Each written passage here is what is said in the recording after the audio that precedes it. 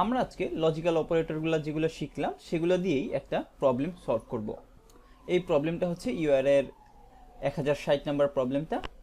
তো দেখেন এই প্রবলেমটায় কি বলেছে, write a program that reads 6 number, those number will only be positive or negative.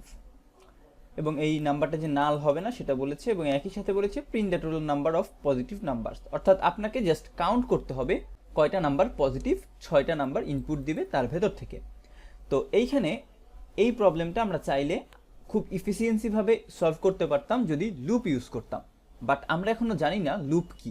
তার জন্য আমরা এটা একেবারে ম্যানুয়ালি সলভ করব, শুধুমাত্র ইফ এলস এগুলা ইউজ করে। তো এর জন্য আমাদের যেটা করা লাগবে, শুরুতেই ইনপুটগুলোকে ভাগ করে নিতে হবে। তো ইনপুটগুলোকে কীভাবে ভাগ করতে পারি, সাপোজ দিলাম let a equal to purse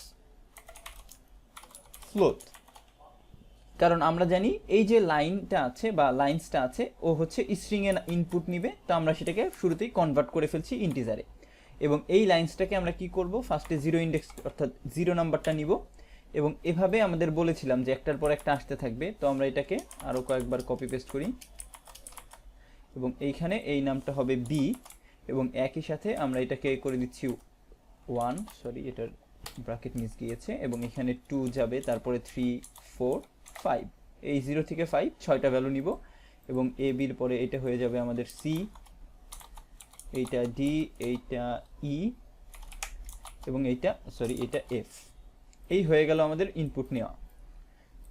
এবং এরপরে আমরা নিচে এসে জাস্ট চেক করব if A greater than or equal 0 নাকি।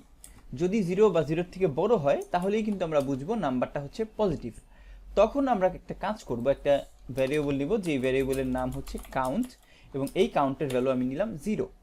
যখনই এর ভ্যালু 0 বা তার বড় হবে তখনই আমরা এই কাউন্টের ভ্যালু প্লাস প্লাস করে দেব, অর্থাৎ আমরা ভ্যালুটা ইনক্রিমেন্ট করছি।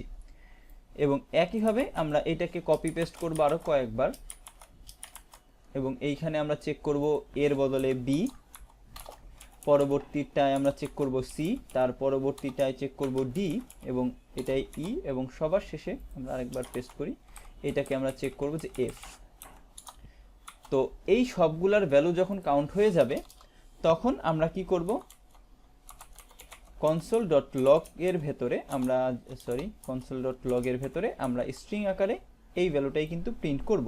তো আমরা এই পুরাটা কপি করে নিয়ে আসি, এখানে পেস্ট করে দিই, এবং শুরুতে এই 4টা আর থাকছে না, তার বদলে আমরা এখানে কাউন্ট প্লাস করে দিচ্ছি, অর্থাৎ কাউন্টটা যেন এর সাথে প্রিন্ট হয়ে যায় একসাথে। এই যে কাজটা করলাম এইটাই হচ্ছে এই প্রবলেমের সলিউশন, এবং আশা করি এইটা ঠিক আছে। আমরা এটা সাবমিট করে দেখি, কিছু টাইম নেবে এটা, এবং আমরা যদি একটু ওয়েট করি তাহলে এই দেখেন রান টাইম এরর দিয়ে দিয়েছে, এবং বলছে পার্স ফ্লোট, এখানে আমরা ভুল করেছি, আমরা দেখি আমাদের স্পেলিংটা ভুল হয়েছে, PARSE পার্স ফ্লোট হবে, আমরা বেশি লিখে ফেলেছি এস, এটা আমরা কনভার্ট করে ফেলি। এই আইডিতে কাজ করলে এটা একটা সমস্যা যে বোঝা যায় না যে কোথায় এরর আছে, আপনাকে ইন্ডিকেট করে না। তো এই জন্য আপনি চাইলে আপনার লোকাল মেশিনে করে সেটাও এখানে এনে পেস্ট করে কিন্তু সলভটা দেখতে পারেন, তাহলে আর আপনার এরকম একবার করে এরর খাওয়া লাগবে না। তো দেখেন অলরেডি আমাদের এটা অ্যাকসেপ্টেড হয়ে গেল। যদিও এইটা কিন্তু বেস্ট ওয়ে না এই প্রবলেমটা সলভ করার, এটা আমরা আরও এফিশিয়েন্ট ওয়েতে সলভ করতে পারতাম, বাট এটাও একটা সলিউশন হতে পারে যে লজিক্যাল অপারেটরগুলো দিয়ে আমরা এটাকে সলভ করতে পারি। তো আশা করি আপনারা বুঝতে পেরেছেন কিভাবে আমরা এই প্রবলেমগুলো সলভ করব। আজকের ভিডিও এ পর্যন্তই, সবাইকে ধন্যবাদ।